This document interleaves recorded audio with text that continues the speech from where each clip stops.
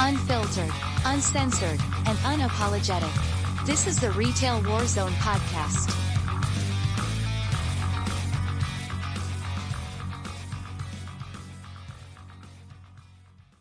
We're going to get the ball rolling here. Once again, can't do any of this without our sponsor, good old Blame Tag and the Serving Times, as if customer service wasn't ridiculous enough. Once again, the link is there on the screen. It's also in the description for the video. Please check his stuff out. He's doing like a greatest hits this week of all his different articles because he claims he's being lazy in his writing discipline. Everybody needs a break from time to time. So plus he's working on a really stellar song that we want to do. So that's cool. So go check his stuff out. Follow him. You follow him on Twitter, whole 9 yards. It helps the whole community out. So that's awesome. Also too, if you do remotely like anything we do, or maybe you don't, it doesn't matter. Subscribe, hit the thumbs up for tonight. Go ahead and hit the thumbs up on the stream. If you're on YouTube, hit the notifications. It's what all the cool kids do.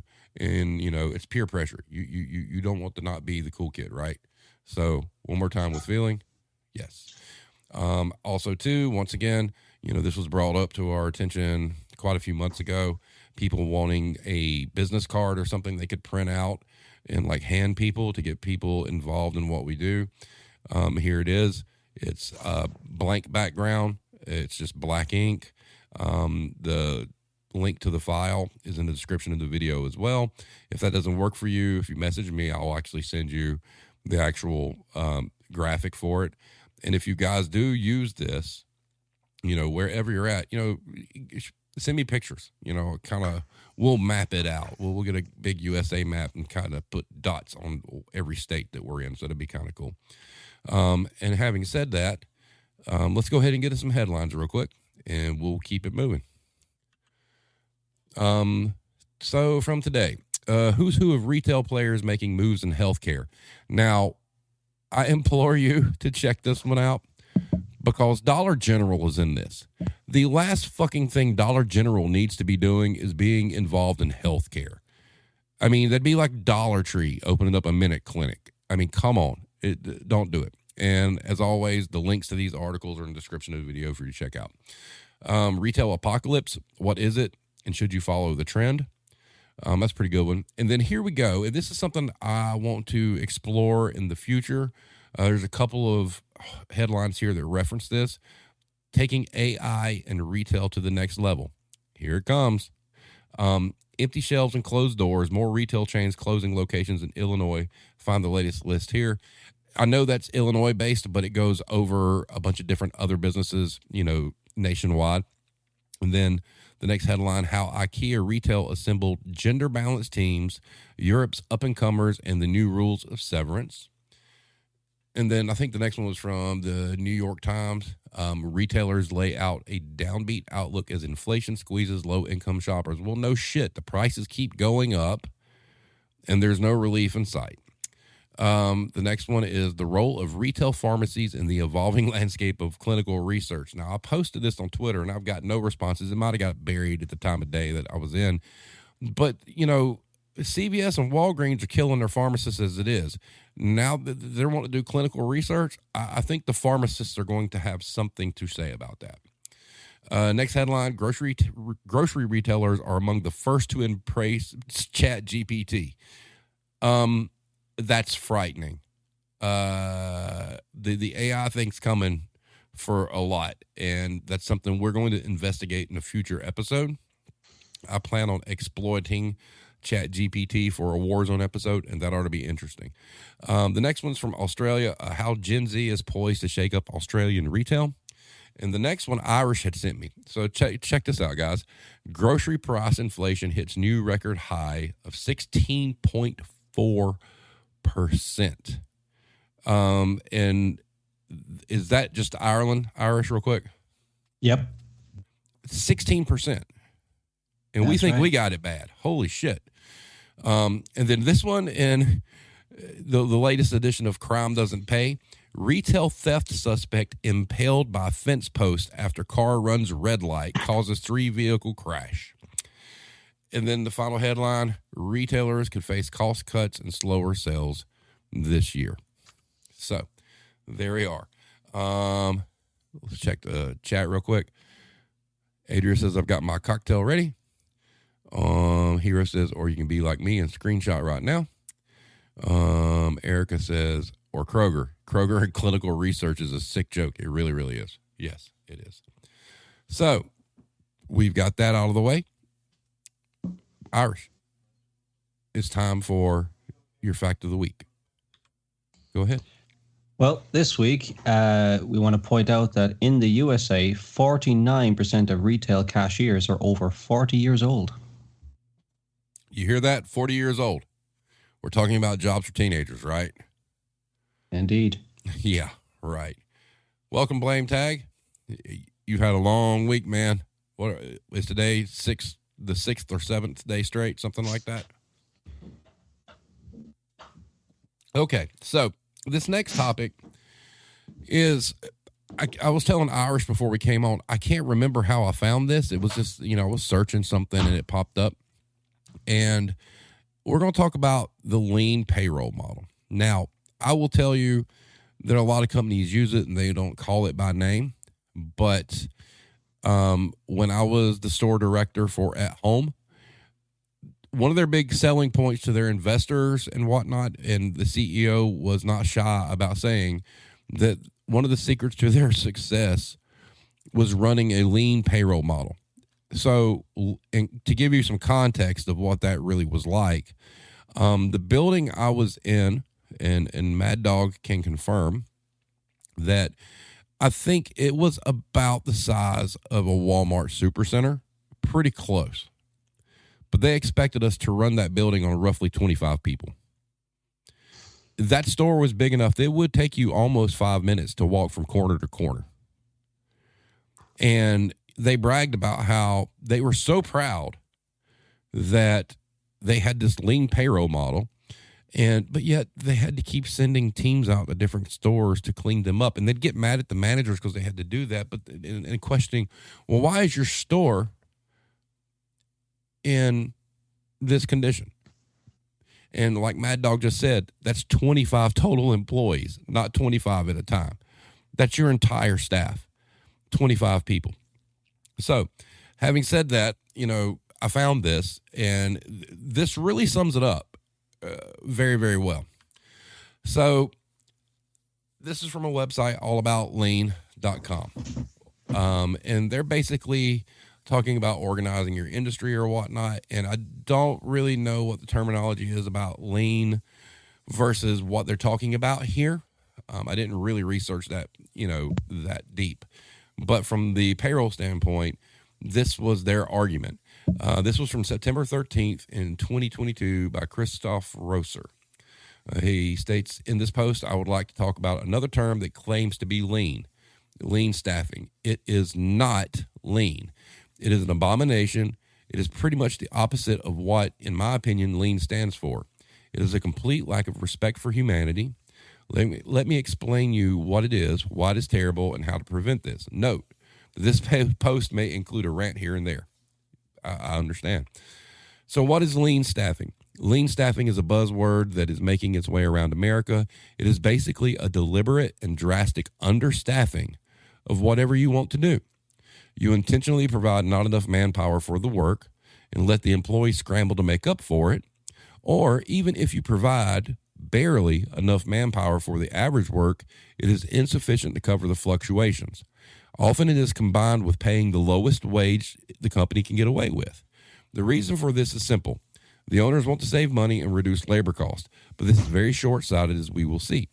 Sometimes lean staffing is also used to properly link the task with the people, i.e., which person does what and when. That may be of use, but the abuse to simply cut labor to the bone is bad, really bad. So where does it come from? Lean staffing comes from the United States. Go figure. It seems labor relations in the United States are on a very different level than Europe. Europe sees a company as a social construct, and the company needs to care for its employees, and this is often required by law. In the United States, a hire and fire approach is common, and employees are often seen more as biological machines and treated as such. There is a lack of compassion for workers of middle class and below. One early driver of this was quote unquote Neutron Jack Welch, the CEO of General Electric. He was probably the most prominent top manager who put profit before the happiness of his people. He popularized the rank and yank policy, nowadays euphemistically called the vitality curve, where the bottom 10% performing employees would be fired each year. This led to a decline in morale and motivation, as well as increased discrimination, and may not even have saved any costs since the managers now spent a lot of time on looking good. The evaluations also cost a pretty penny. Jack Welch increased the valuation of General Electric, but this may be mostly due to mergers and acquisitions, while the overall value of the company suffered. Overall, it is uncertain whether he was a good manager or was merely looking good. So, where is it used? Oh, shocker. Lean staffing is mostly common found in the service industry and in development. It is more difficult, but not impossible, in manufacturing. An assembly line provides regular work, and having not enough people may stop the entire line. Additionally, technical job workers, even low-skilled ones, do need some training to do the job correctly, which has problems with high turnovers. The workload in service jobs often fluctuates much more, and an understaffing may be followed by an overstaffing if the current demand goes down. So why is it terrible? Well, lean staffing is terrible. First, it creates an incredible hardship for the employees. Due to the understaffing, there is always more work than reasonable. Good work is a mixture of busy and not so busy times. Being required to always give 130% burns out the workforce. This is often combined with excessively long hours to still get the work done. Lots of pressure and guilt trips. Quote unquote, do you want to let your coworkers down? Quote unquote, we all need to give it our best, etc. I read one credible Reddit post where a nurse claimed she was assigned to work 144 hours in a row or 6 days straight around the clock. This would be humanly impossible. People are forced to come in sick, do two jobs, or do jobs they are not properly trained for. Even if the staff is not exhausted already, safety measures may be neglected. Overall, the employee may get burnout, and both mental and physical health may decline. Once they can no longer do it, they are discarded by the company, i.e. fired, and the next sucker is hired. So, what are the effects? The effects are terrible on the employee. Mental health may decline, physical health may diminish, and the paid wages are often at poverty level. There is no time for friends and leisure, and life is simply no longer fun. If you are curious, for the U.S., you can calculate the poverty level and the living wage for your location here, and that's livingwage.mit.edu. After looking up some data, I increased the wage of my copy editor by 20% to make it, quote unquote, hopefully a decent wage. I'd rather have a happy service provider than save a few bucks. The effects are also bad for the company. The company discards a burned out employee like a broken tool and gets the next one, and the employees are not stupid. They quickly notice if the company is abusive, and the morale of the employees drop. If the company does not treat them well, they quickly and rightfully no longer give a shit about the company either. The quality of work declines. Workers may be looking for a better job and quit at short notice, increasing the understaffing even more. There are multiple anecdotal examples where the entire staff just walked out and the business had to close temporarily or permanently. The word gets around too, and staffing may become more difficult. There's an internal memo at Amazon where they worry, if we continue business as usual, Amazon will deplete the available labor supply in the U.S. network by 2024. In other words, they may run out of people to hire by 2024 due to their eye-watering 150% annual turnover rate. Overall, this is not a sustainable business. Demotivated and burned out employees that do not care about the company. High turnover with frequent hiring and firing, including the associated expenses for onboarding, training of new employees, and severance pay or unemployment benefits for dumped workers, not to mention possible legal costs. The customer will notice too if the quality of the service is shitty and may take his money somewhere elsewhere. Overall, the entire company will fall short of its potential earnings. So how to prevent it? The whole problem with lean staffing seems to be mostly a United States problem. Go figure. While in Europe, some employers would like to do this too, European labor laws protect employees from abuse. In Germany, we get at least 25 days, usually 30, vacation every year. Wrap your head around that. Additionally, we get almost unlimited paid sick days.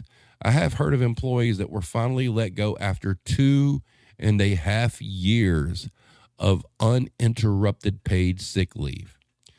Firing is difficult and requires a very good cause. If the company messes this up, the courts will breathe down their necks. Except for gross misconduct, there's a termination period of at least 1 month before an employee gets fired and actually leaves the company. Depending on your stay with the company, this can increase up to 7 months. So, since companies in Europe are forced to stick with the employees they have, they must treat them not as expendable, but as a fixed asset. Not a controllable expense. No. A fixed asset. And take care of them and maintain good relations. The United States often sees workers as commodities to be disposed of if they no longer work. Europe usually sees them as investments, and they have to work on maintaining relations. Partially responsible for this are labor unions that represent the interests of the workers. Not all unions are good, but no unions would be quite bad. Unions in Germany are, in general, also seen as cooperative in working with the company to its overall success. The unions of one plant I worked at had a strike every year out of principle, but they scheduled it 2 weeks in advance for a Friday afternoon, 1 hour before closing time. Hence, while they proved that they can strike, the actual impact on the plant was negligible. Overall, unions can also influence the government to improve labor relations. But in the United States, many companies are fighting against unions, quote-unquote union busting, with legal and not so legal means. Typical offenders: Starbucks, Amazon, Apple, and many more. Overall, work life in Europe is much more benign than that in the United States.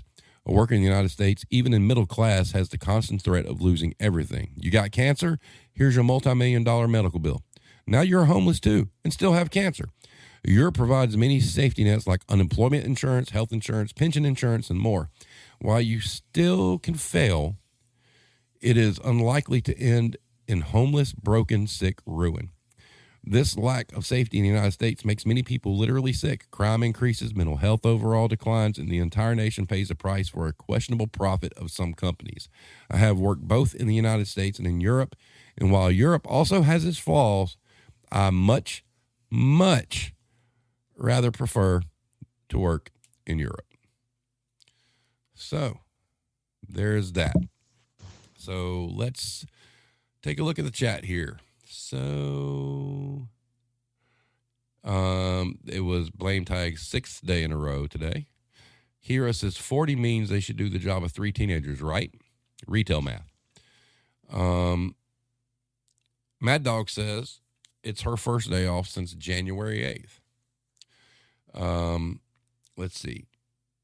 Mad Dog also says always do more with less and do more for less. Needs to be a shirt. Yep. Erica says, can we say hashtag GE2? No surprise there. And why the fuck does that dude look like the president of the Mormon church? Oh, good call. Adria says, I was the only closer in the deli on Monday night. Suddenly a new hire was sent to me 3 hours before the end of my shift. She was 18 and this is her first job. I was expected to train her. Oh, that's great. Mad Dog says, I just got my team an 18% raise, but they didn't say anything about me getting any more. And Alex says, as always, the U.S. is behind the rest of the world. Hashtag another news water is wet. And Erica says, right to work laws are the biggest union buster there is. So we're all caught up. Irish, your thoughts? Well, there's a lot to unpack there. Where do you start? I suppose whenever this subject comes up, there might be some people wondering why I even participate on this show, because it's like it's sort of the contrast is rather stark, you know, on a kind of a personal level. To be honest with you, what you just read out there in the last few minutes is precisely why I don't live in the United States. My wife is American. We did have that option and we sat down and talked about it. And that was like, you know, with my background in retail, I was almost certainly going to get stuck in a retail setting over in the States. And when I looked at the two options, you know, pay wasn't even close to being the most important thing. It was what you just outlined there, is just how cutthroat it is and how easily you could become unemployed and homeless through no fault of your own sometimes, you know. So that is one very stark contrast between the two retail worlds, if you like, between over here and over in the States.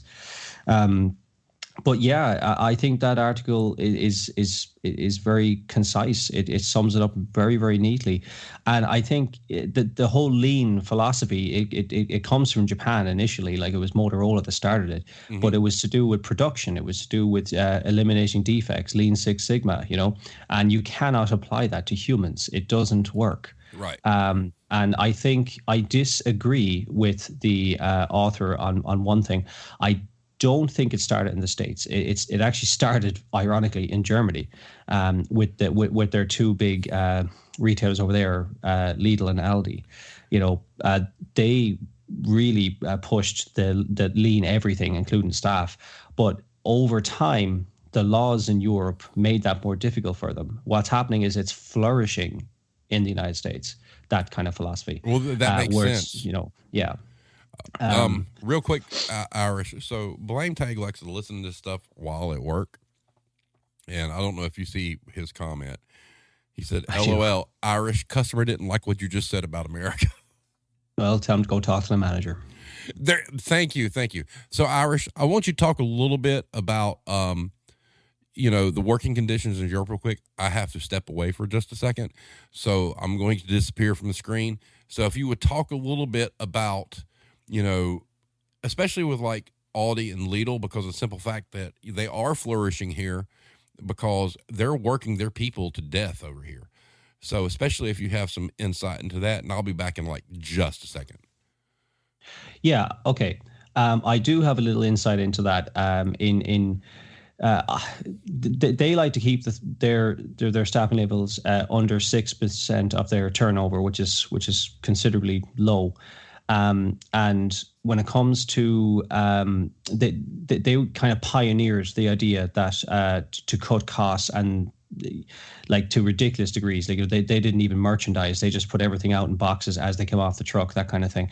And they apply the same thing to their staff. And really, when they were very successful in doing that. All of their stores are standardized, they're the same size.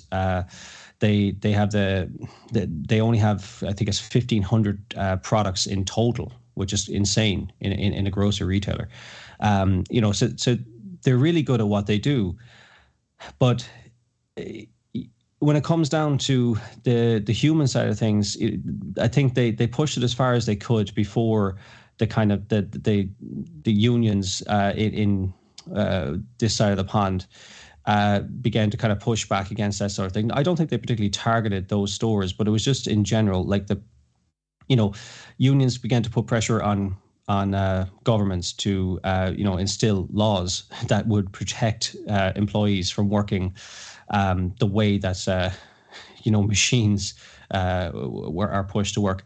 And I think that one of the it's one of the things that no longer flourishes here because of the laws that are in place in general within the EU and even in individual countries within it, where in the States it's still allowed to flourish. Now, one thing I will say about Aldi and Lidl, they both brag to this day that they pay their staff more than their competitors. That is true, but anyone with even the remotest amount of intelligence and interrogates that realizes, well, if you pay your staff 30% more than your competitors, but your staff are doing the job of 3 fucking people, that's not a really good, trade for the employees there. Well, to your point on the pay, Mad Dog, and I know this as well for some phone conversations I've had about potential employment with Aldi. Mad Dog says, and ironically here, Aldi and Lidl are very competitive in pay. They are. And I have to give Aldi a little bit of credit. There is not a lot of smoke and mirrors with them. When you talk to them, especially if you're talking about being a manager, they flat out tell you they're going to work you to death, basically. They tell you that. That's not sugar coated. It's like, you're not coming in blind. If you decide to do this, you're going to work. They're very upfront. I mean, their turnover rate is 20% ish. I kind of have a little bit of insight. I won't name specifically which one it is, but I did go through the management process in one of those establishments. I got offered the job and actually ended up getting a different one instead, which probably saved my life, because they straight up do tell you, like, there's absolutely, no prisoners here. You will be worked to death, and you're expected to be on call 24/7. You will go wherever they say. But I suppose the thing is that if you look at least over here, I'm not sure what it's like in the States, their workforce is typically younger. Okay, they're typical, like over here, just as anecdotal now, like, but they will be in their 30s and under, and they would like most people would last a couple of years, burn out, and then they just get replaced. And it's very, very like that. What's his name? That guy, that Neutron Jack, or whatever you call him, Jack Welch. It's something along those lines. I don't know if they specifically mean that or target that, but what's frustrating for me is that listening to that and reading that article, listening to you summarize it there, is that the United States seems to be going backwards, because I think 50 years ago it would have been almost the opposite. It was actually workers over here that were not unionized to the extent that you guys were, and we were probably open to more exploitation in some ways, and like, for example, I mean, you guys have people like, for all his faults, Henry Ford. I mean, he looked at the assembly line and began to double the pay for workers, and then he realized that he got more loyalty, got more out of the workers. You have people like Carnegie was a bastard to his employees, but he did turn around towards the end of his life and became a philanthropist and changed his tune on that. You have Westinghouse is probably the best one of them all. Like George Westinghouse was a model employer, and those people have kind of been forgotten about, and now you're kind of you're celebrating productivity and stock market indexes. It's gone backwards, and you've forgotten about what runs every business. At the core of it is the people, and the same companies that probably celebrate things like lean everything are also the ones that talk about how the customer is the center of everything they do, their whole philosophy, and they promote customer service. How you cannot, it's contradictory. You cannot have good customer service and no workers. It's just not going to happen, unless, of course, you think ChatGPT is going to be a good, deliver personal customer service that people are, warming to. I don't know. Like, it's contradictory to me. It's going backwards for you guys. We're at a point over here where enough is legislated to protect workers. Now, it's still harder in retail than most places, but there isn't such a thing as like the at-will state over in some of the states over there. Correct. Like, we don't have craziness like that where you could just walk into work and someone says, right, it's your last day, and give you no explanation. That's insane, because I think I've mentioned to you before on this show, like, that the reality is an acknowledgement over here, at least, that when you put in the years in a job over here, there's an acknowledgement that part of you has been invested in that company, and if they decide to make you redundant for no good reason, they owe you a severance for that. And I think that protects more jobs than people probably like to admit over here. Yeah, and you talk about going backwards, and we talked about this on before we went on the stream. And this was something that I had actually posted on Twitter too, that I saw right before we went live.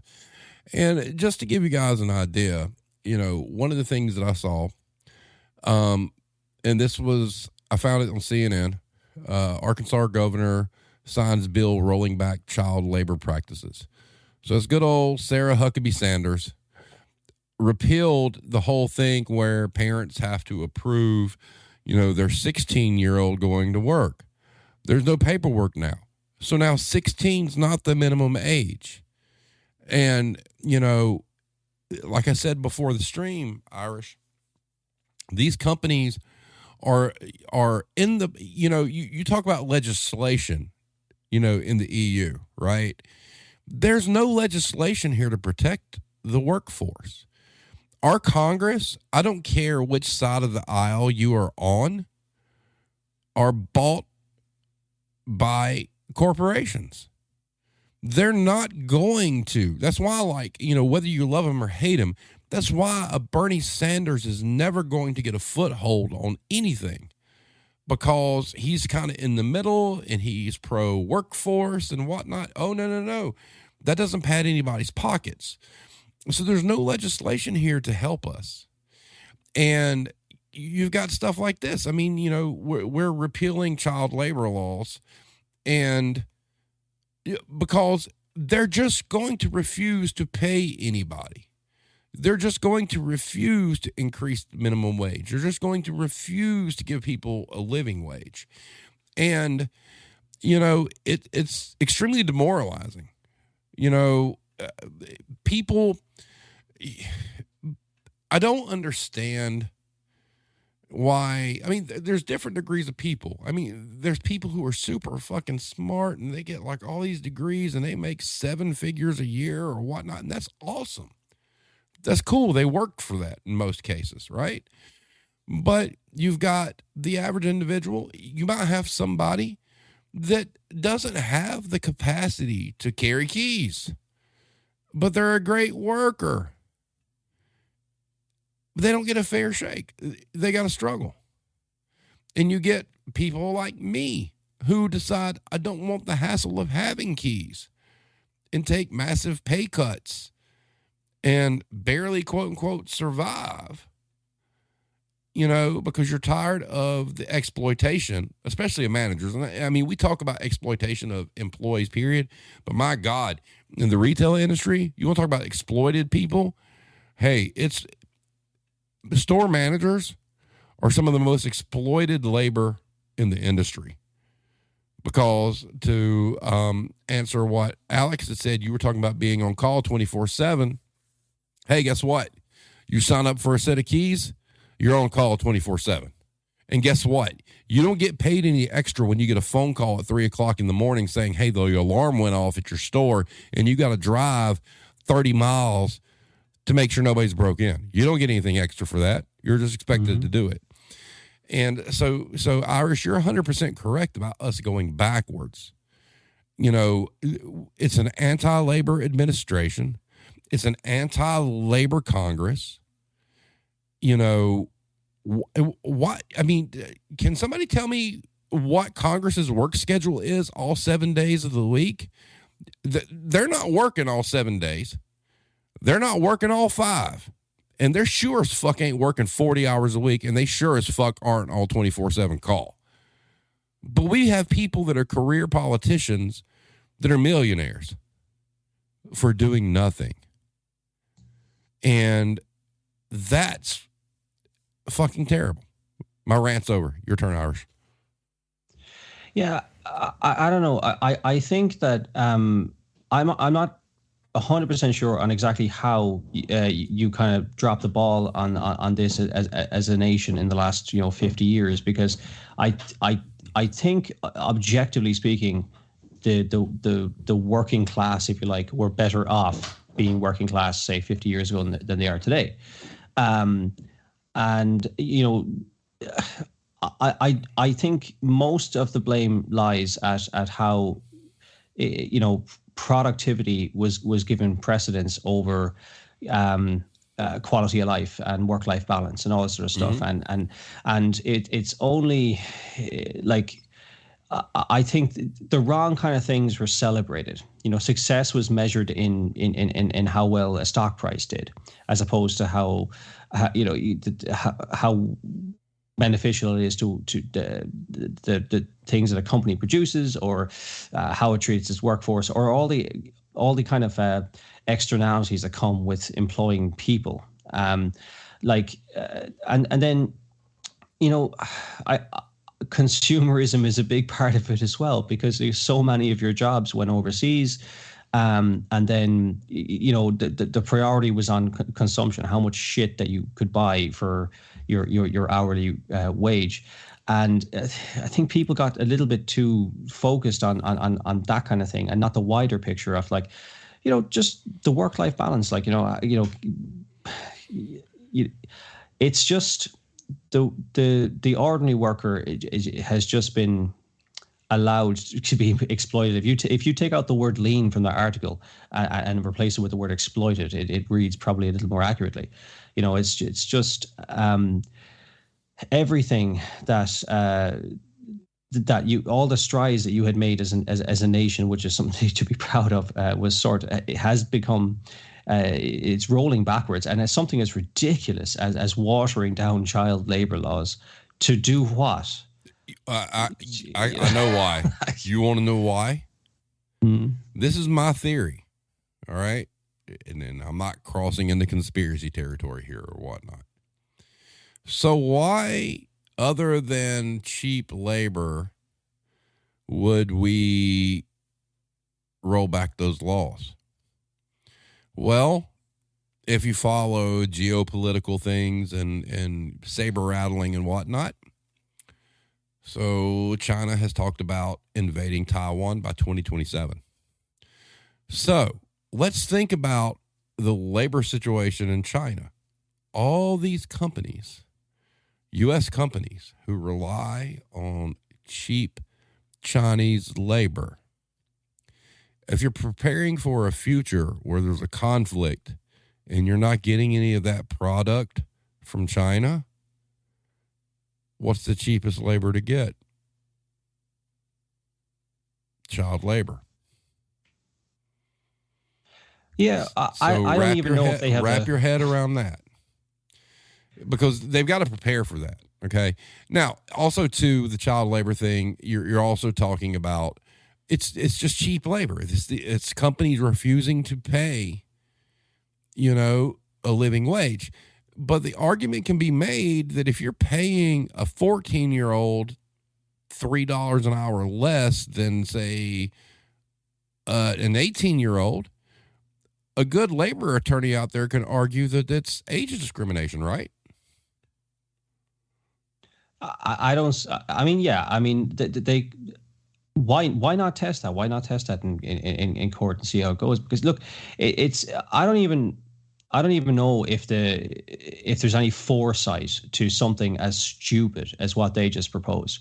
Like, I don't think that they're planning for anything to do with China. I think it's actually a bit sad. I 100% do. You have to prepare for this. Well, I wouldn't know if it's like this.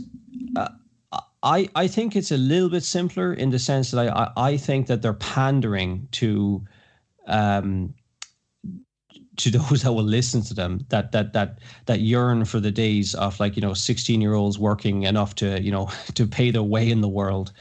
It is sort of, I don't know, there's some nostalgia about that, but as well, I don't know. I think that the idea that that you're watering down child labor laws in order to fill a gap in in an industry, when the alternative is to pay a living wage, it just reflects very poorly on whoever is allowed to make those decisions. And it goes back again, like the companies, for the most part, are controlled by the shareholders who, there's enough of a, I suppose, there's enough of a kind of,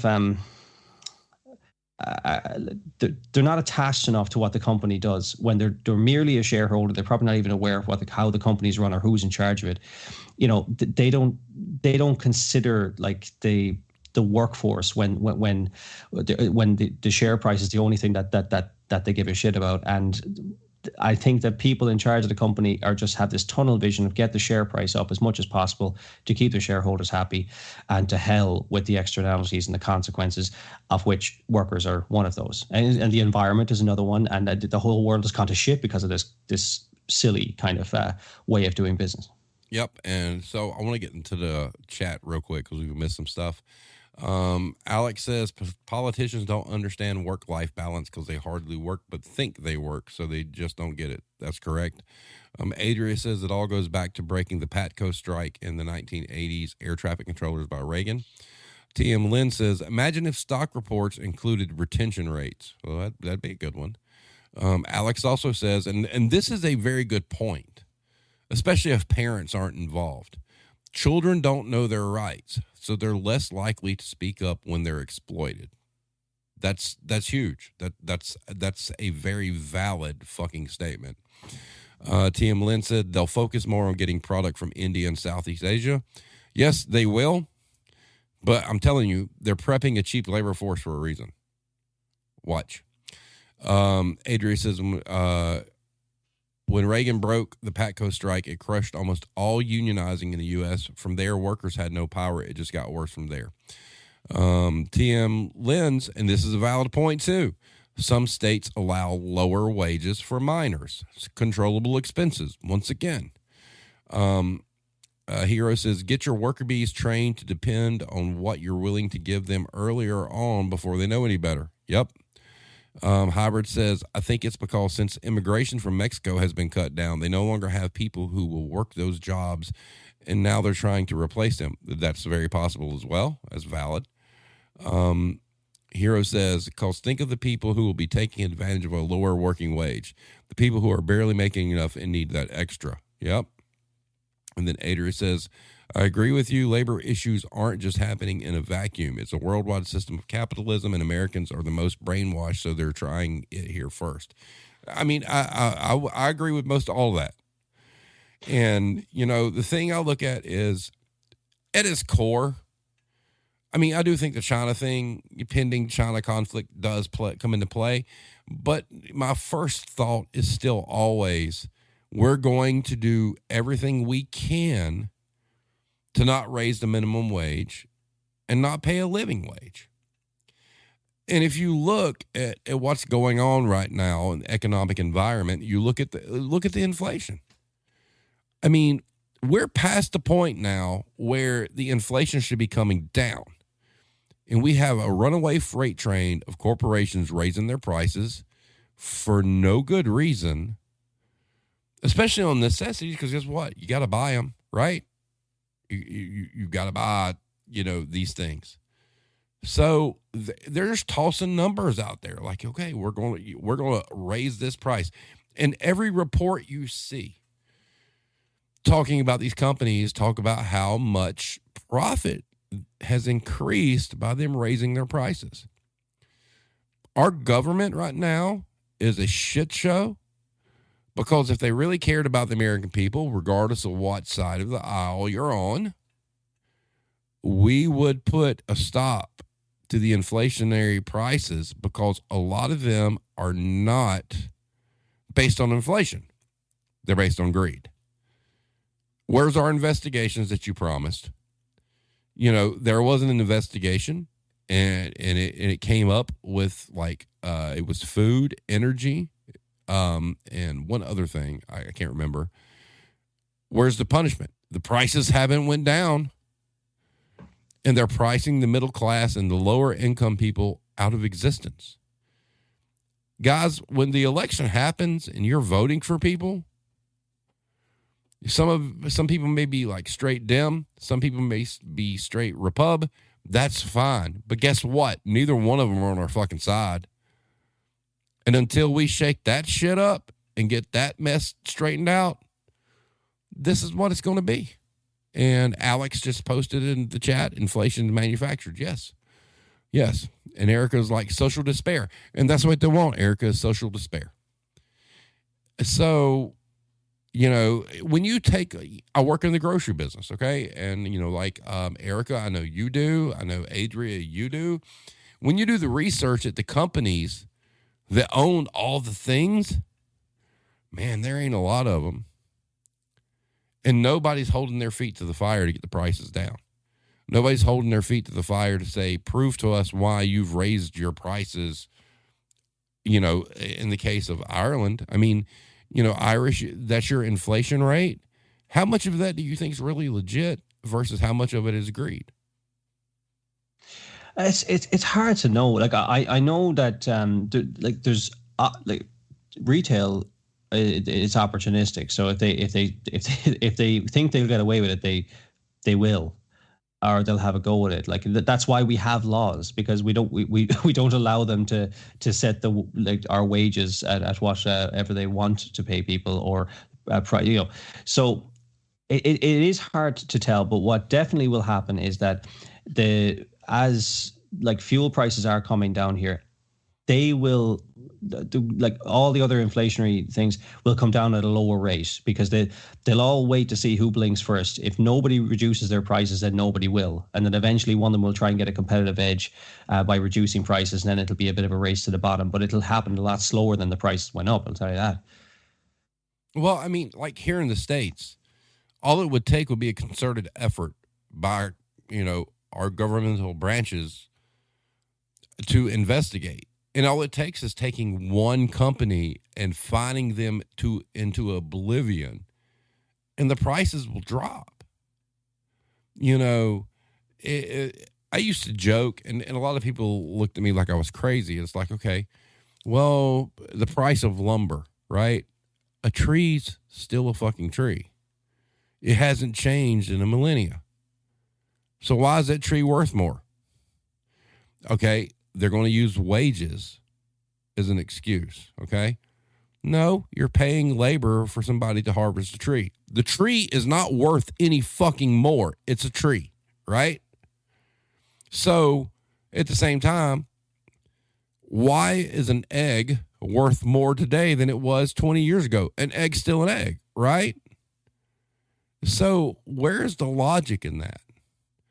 And what happens is they're going to use the excuse you're paying for wages. Paying for wages is fine, but the cost of an egg is still the cost of an egg.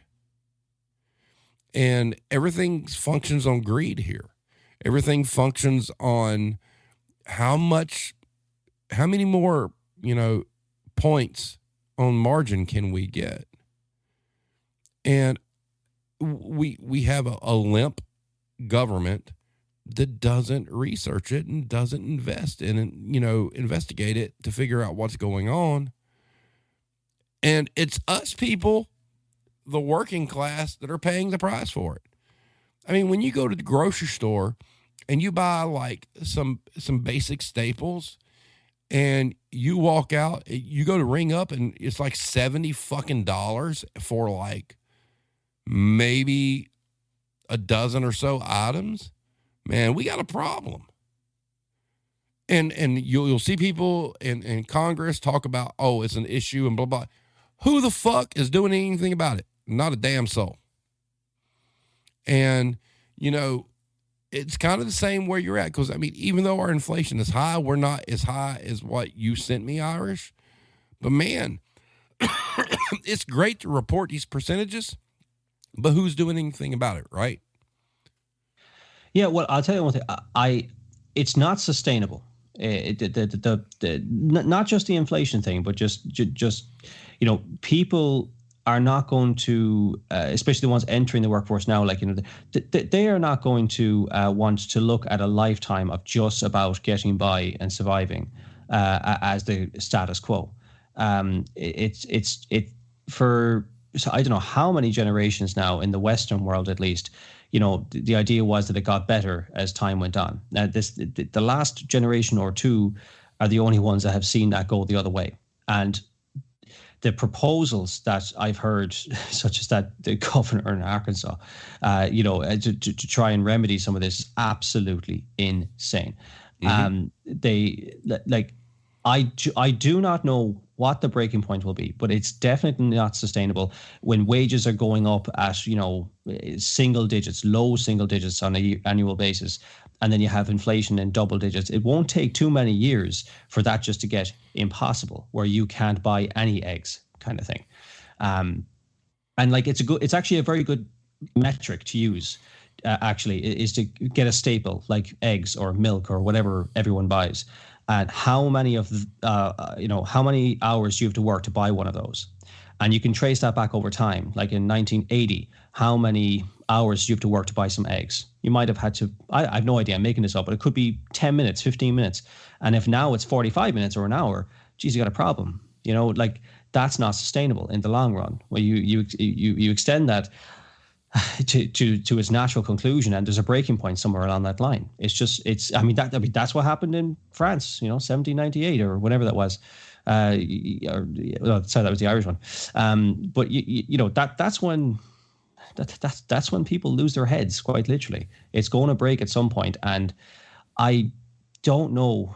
Like retail is at the very bottom, one of the very bottom. That and service, they're affected. Their workers are affected the most because of the pay and the irregular hours and the lean kind of the lean models of that you described tonight. So, like the retail workers are at the very, very forefront of the effects of things like inflation and low wages. And when you have a young workforce, and that enters into retail for the first time, and they can barely make ends meet, it's no wonder that they don't last. Yeah, it's really.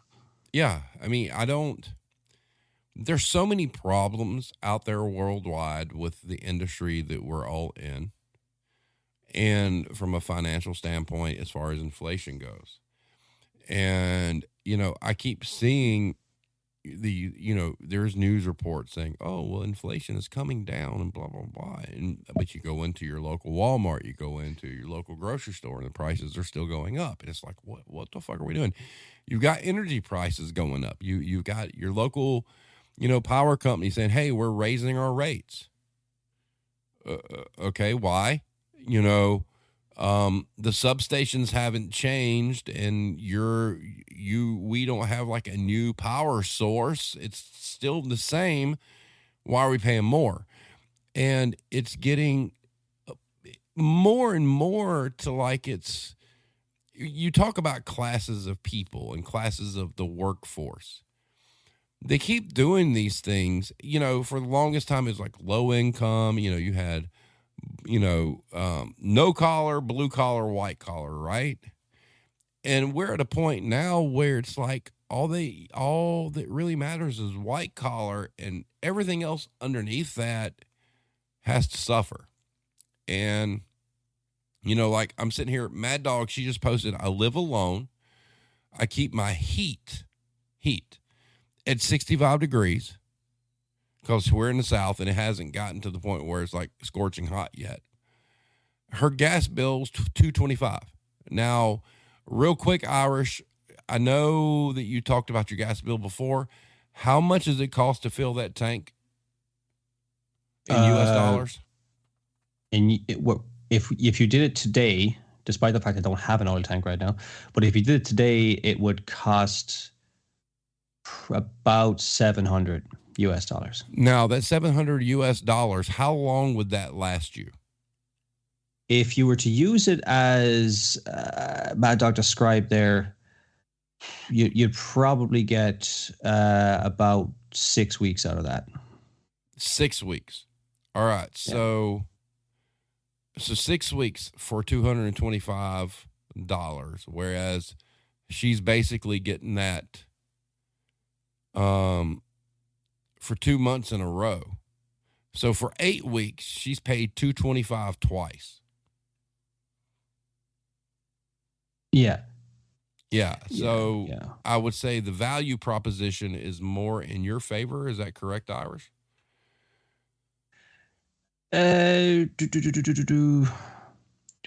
So for 2 months. So basically for 2 months, she's paid $450. And yours would last, $700 would last you for 6 months, right? No, weeks. Oh, 6 weeks. So, yeah. I mean, I don't know if we're comparing apples to apples here, but it's like the fuel prices here, the energy prices here are substantially higher than the United States. Now, there's a couple of reasons for that. You produce a lot of your own power. We don't. And this is specific to Ireland now. Yeah, that's true. So I suppose we should be producing a lot more of our own power. We've plenty of wind and wave over here, but we're a decade or two behind on catching up with that. But so energy prices are substantially higher here at the moment, like pound for pound, Right. But in most other respects, I think when we did that episode where we compared like for like, we were on par with most things, except you took the lead on ridiculous things like healthcare and education. Right. That's when it went bananas. But those things are staples as well. Like you can't do without those.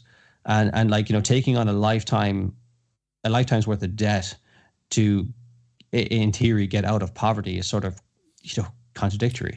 It's kind of oxymoronic, like, Yeah, I just, I keep looking around and I keep hearing stories from people and reading stuff. And it really seems like at this point in time, the only thing that is trying to be saved is white collar and C-suite corporate jobs. We're at a point where middle class and lower class are about to 110% be the same. That's what's going on. So there's a lot of classism that goes along with this and a lot of separation between people and, status and whatnot. And, the other night I was just sitting around thinking and just like, we're really fucked up as a society because we have people in this world, that think it's okay to kill someone, take another life. We have people that think it's okay that people suffer financially because the job that they do. We have people in power who could care less if we live or die. And we talk about, like the U.S. and the EU and whatnot. We have a much bigger problem than that. And it's a humanitarian problem. We live amongst people and having different ideas is okay. But as a species, I don't think we were necessarily put here to be so divided over so many things. And you have to question what happened, right? And it's just a shame to me to see people work hard in a lot, especially in retail and grocery. They work hard. They show up on time. They do their job exceptionally well. No complaints. They're never late. They never go over their 40 or whatnot, and they're struggling. And they're people that should be taken care of because, hey, we used to be essential, right? And, there's a lot of people that when the social media thing happened with Twitter and Elon took over and whatnot, everybody flipped the fuck out, right? So there's always different alternatives. And there was one, it's the new one is Spoutable. And you go to it and you really look at it and it's like, okay, the whole goal of everybody here is to get as many followers as you can get. And it's very politically motivated. I think the reason we can't fix these problems, Irish, is we can't keep the politics out of it. Yeah, I think that's probably true. It's almost amazing to watch it from a third party perspective whenever big elections roll around in the US and people get feverishly on one side or the other, and for the vast majority of people that vote either way, like they're two cheeks of the same arse. Like Thank they you. don't like they don't represent you. Like how many people that in all likelihood have you voted for who worked a minimum wage job ever? Right. It's not likely to be high, and they don't really have, even with the best will in the world, like some of them might talk the talk, and their rhetoric is, resonates with you. But then when you get into those positions of power, it can be very difficult to actually get a lot of the things done because it's a bit more nuanced than that. There's a lot of quite literally politics involved, and you have to kind of satisfy, look at the way some of your bills get watered down. They start off as one thing and they just balloon into, and so on and so on and so on. Look, I do think the answer is not, there's not going to be a quick one, but I do think unionizing is one of them, because that seemed to be like France is a big one, in the, like they were very heavily unionized. Germany to an extent, and in most of Europe, and to be honest with you, in the United States as well. Go back 50 years, you had a lot more unionized workers, and workers were in a much better position in terms of just quality of life. I'm talking about, like, someone, for the hours they work, the type of, the life they could live, like raise a family or, go on vacation or whatever the case may be, was better. I do think that there is power in numbers. Quantity has its own quality.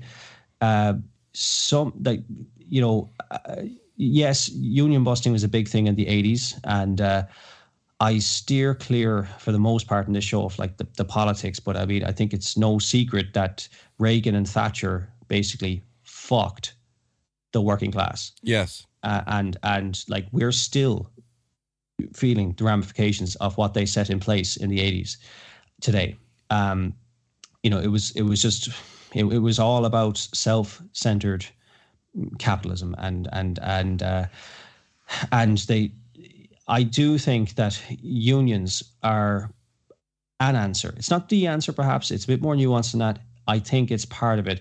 If you can get people to unionize and fight for some basic staples in life, a work-life balance, some sort of predictability, especially in things like retail and service workers, your wages can just fluctuate with the whims of the seasons, and that can be very taxing on a family when you don't know if you're going to have enough hours next month to make rent because footfall's a bit low or something like that.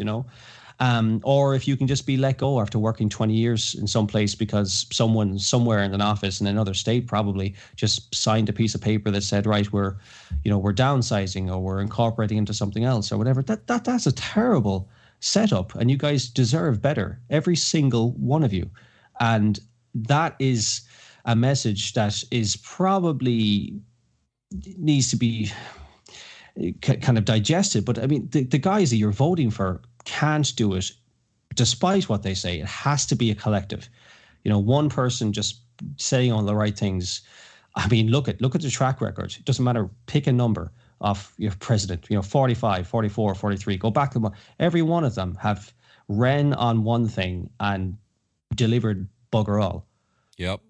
You're right. So anyway.